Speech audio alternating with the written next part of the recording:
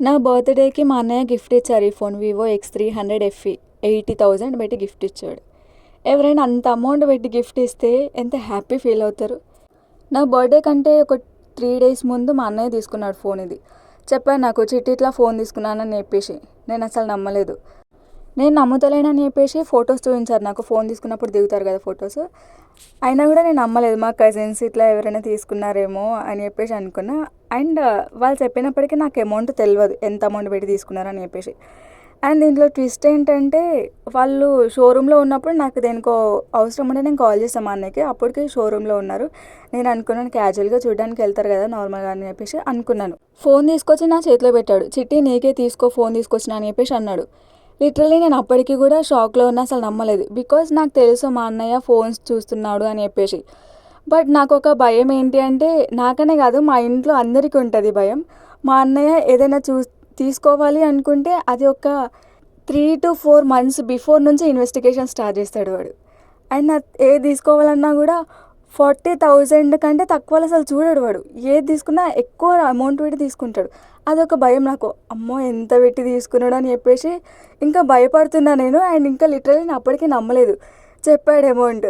ఇంకా అందరూ చెప్పారు దాంట్లో అవన్నీ నావే ఉన్నాయని చెప్పేసి లాస్ట్కి నమ్మిన. మైండ్ మొత్తం బ్లాంక్. నన్ను ఎవరైనా కొట్టినా కూడా నేను ఊ అని కూడా అన్నా. అంత సైలెంట్ ఉంటే అసలు కోపం రాదు. కోపం వచ్చినా కూడా నేను అట్లనే సైలెంట్గా ఉంటా. అట్లాంటిది ఇంట్లో సామాన్లన్నీ ఎత్తేసిన. పెద్ద పెద్ద గొడవ చేసిన ఇంట్లో. ఎందుకు తీసుకొని ఇష్టం ఇంత అమౌంట్ పెట్టి తీసుకొని అని చెప్పేసి.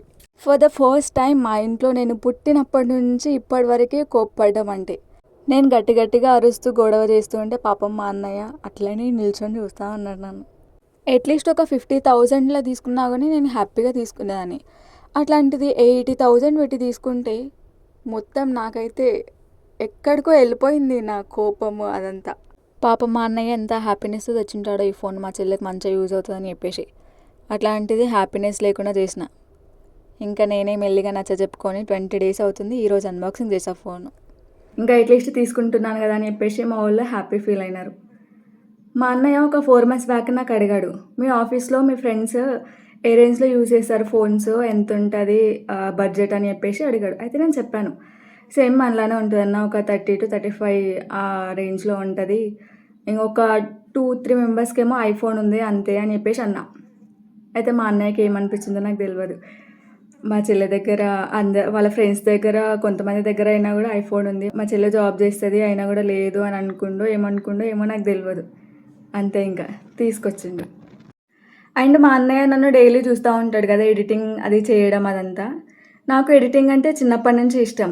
బట్ నేను నేర్చుకుంది అయితే డిగ్రీలో నేర్చుకున్నాను. I have another 2 YouTube channels. Those are only dedicated for editing purpose. And ఆమె పోయేట్ ఆల్సో. నేను కొటేషన్స్ రాస్తాను. నాకు ఇన్స్టాలో పేజ్ ఉందన్నమాట. సో దీంట్లో అంతా నేను ఆ కొటేషన్స్ రాయడం కానీ దీంట్లో ఎడిటింగ్ వీడియోస్ అవన్నీ చేయడం కానీ మా అన్నయ్య నన్ను ఒక 3 years బ్యాక్ నుంచి అబ్జర్వ్ చేస్తూ ఉన్నాడు, ఎంతగానో కష్టపడతాయి వీటి కోసము అని చెప్పేసి.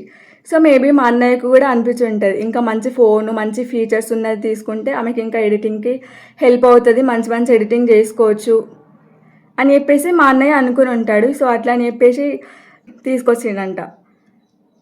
నేను ఫస్ట్ రాగానే అదే క్వశ్చన్ చేశాను, ఎందుకు ఇంత పెద్ద తీసుకొచ్చావు అని. అంటే నీకే యూజ్ అవుతుంది కదా చిట్టి, ఇంత నువ్వు చేసే ఎడిటింగ్కి నీకు మంచిగా హెల్ప్ అవుతుంది అని చెప్పేసి.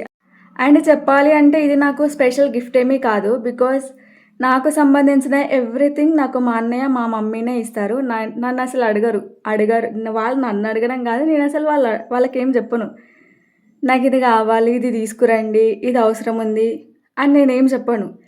నేను జస్ట్ ఎడ్యుకేషనల్ పర్పస్కి అమౌంట్ అడుగుతాను అంతే తప్పించి నాకు సంబంధించిన ఏ దానికి కూడా నాకు ఇది కావాలి, ఇది ఉంది, నాకు ఇది లేదు అని చెప్పేసి నేను ఎప్పుడు అడగను, ఏది చెప్పను. లైక్ ఎట్లా ఉంటుందంటే నాది ఒక రాయి మీద దానికి వర్షం పడ్డా కొట్టినా ఏం చేసినా కూడా దాని నుంచి ఏం రెస్పాన్స్ ఉండదు చూడు, సేమ్ అట్లా ఉంటుంది నాతోటి. ఏమంటే ఏం చెప్పను, మాటలు రాని ఒక మూగ మనిషి ఉంటుంది చూడు, అవి సేమ్ అట్లా ఉంటుంది. నాకు సంబంధించిన వరకు నేను జస్ట్ ఇయర్ రింగ్స్, డ్రెస్సెస్ ఇవి తప్పించి నేనేం తీసుకోను, ఏం కొనుక్కోను. నాకు సంబంధించిన ప్రతిదీ మా వాళ్ళే తీసుకుంటారు నాకు. ఎయిర్పోర్ట్స్ దగ్గర నుంచి కేసు, ఫోను, ఎవ్రీథింగ్. ఈవెన్ నాకు చెప్పల్స్ కావాలన్నా కూడా అడగను, నేను కొనుక్కోను. మా అన్న, మా మమ్మీ, చెల్లి వీళ్ళే ఇది బాగుంటుంది నీకు, ఇది తీసుకో, ఇది నీకు లేదు కదా, ఇది అవసరం ఉంటుంది కదా, ఇది నీకు యూజ్ అవుతుంది అని చెప్పేసి వాళ్ళే నాకు తీసుకొస్తారు. ఈవెన్ చెప్పల్స్ కాడికని కూడా మా వాళ్ళే తీసుకొస్తారు నాకు. అసలు ఎట్లా అర్థమవుతుందో ఏందో కూడా నాకు తెలియదు.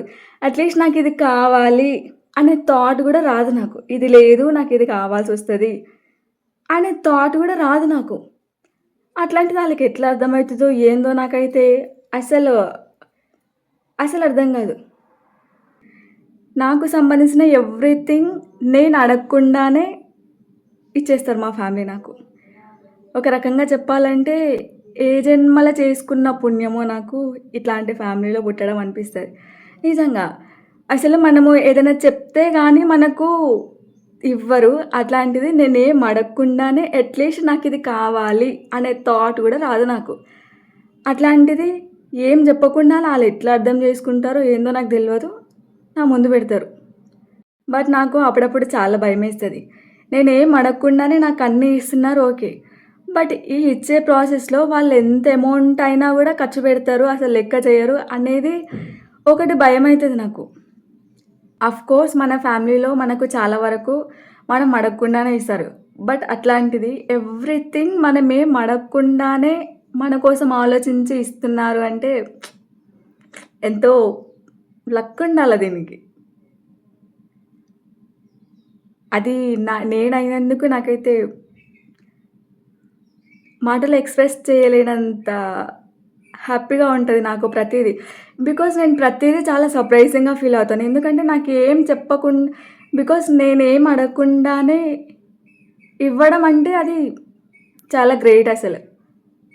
ఇంత పెద్ద ఫోన్ గిఫ్ట్గా ఇచ్చారు కాబట్టి మీరు ఎన్నైనా చెప్తారని చెప్పేసి మీరు అందరూ అనుకుంటుండొచ్చు. బట్ నేను ఫోన్ ఇచ్చారని చెప్పేసి నేను చెప్పట్లేదు. నాకు ప్రతిదీ షాకింగ్గానే ఉంటుంది మా ఇంట్లో. వాళ్ళని అర్థం చేసుకునే విధానం కానీ, అడగంది అమ్మాయినా అన్నం పెట్టదు అంటారు. అట్లాంటిది నేనేం అడగకుండానే నాకు అన్నీ ఇస్తారు వీళ్ళు అనేది నాకు చాలా విచిత్రంగా ఉంటుంది. ఎట్లా అర్థం చేసుకుంటారు వీళ్ళు నన్ను, అసలు ఎట్లా థాట్ వస్తుంది నాకు కావాలా, అట్లీస్ట్ కావాలి నాకు అనే థాట్ కూడా రాదు నాకు. అట్లాంటిది వీళ్ళకి ఎట్లా అర్థమవుతుంది అదంతా, అటు ఎట్లా చూసుకోగలుగుతారు అంత మంచిగా అని చెప్పేసి నాకు సర్ప్రైజింగ్గా ఉంటుంది. సో అది ప్రతిసారి నాకు నేనే లోపల అనుకుంటాను. సో బయటికి చెప్పాలి అనిపించి ఇలా ఈ రూపంలో చెప్తున్నాను ఇదంతా. ఇలా నాకు దొరికిన ఇట్లాంటి అదృష్టం మీలో కనుక ఎవరికైనా ఇట్లాంటి ఒక అన్నయ్య, ఇట్లాంటి ఒక ఫ్యామిలీ, ఇంత మంచిగా అర్థం చేసుకునే ఫ్యామిలీ ఇట్లా మీకు కూడా ఉంటే, మోస్ట్లీ చాలామందికి ఉండుంటారు కదా. సో అట్లా కనుక ఉండుంటే కామెంట్ సెక్షన్లో కామెంట్ చేయండి. పాపం మా అన్నయ్య మంచిగా గిఫ్ట్ ఇవ్వగానే ఫుల్ ఎగ్జైట్మెంట్తో అయ్యి తీసుకోవాల్సిన వీడియో మా అన్నను అంతగానో బాధ పెట్టిన తర్వాత కొన్ని రోజులకి ఆ ఫోన్ అన్బాక్సింగ్ చేసి నేను ఒక్కదాన్ని వీడియో తీస్తున్నా. ఇది థ్యాంక్స్ అండ్ సారీ రా అన్నయ్య, పాపం నేను చాలా బాధ పెట్టాను. Thanks for watching, bye. మళ్ళీ నెక్స్ట్ వీడియోలో కలుసుకుందాం.